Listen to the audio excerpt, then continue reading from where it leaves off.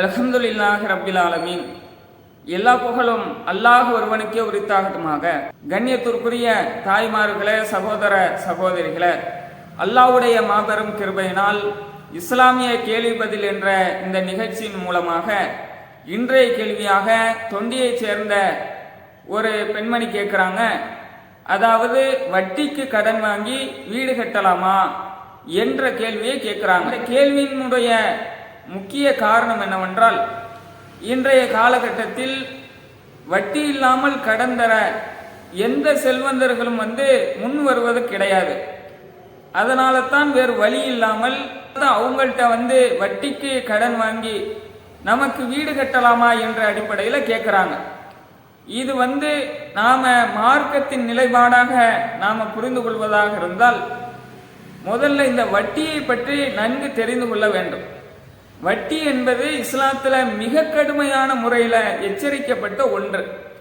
அல்லாஹ் தன் திருக்குரானில சொல்லி காட்டுகிறான், யா அய்யுஹல்லதீன ஆமனுத்தகுல்லா வதரு மா பக்கிய மினர் ரிபா இன் குன்தும் மூமினீன்.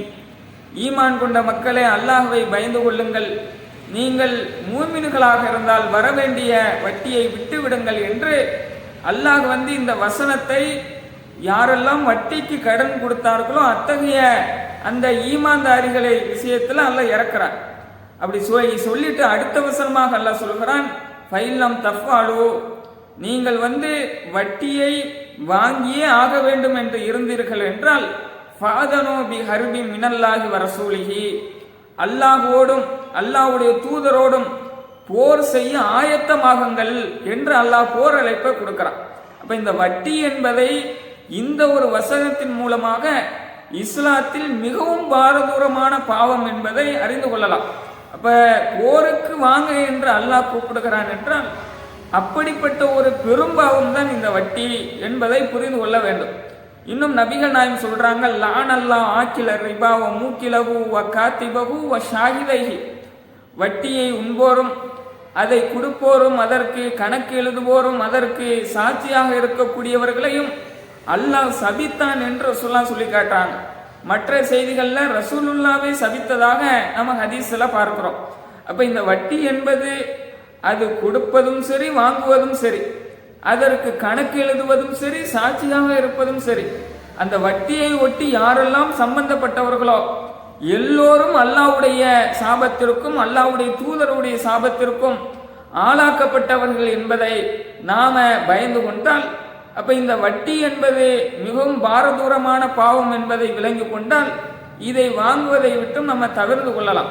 இப்ப விஷயம் என்ன என்று கேட்டால், இத்தகைய பாவமான இந்த வட்டியை சில காரணங்களுக்காக வாங்கலாம். ஏன்னா அந்த அடிப்படையில தான் கேட்கிறாங்க.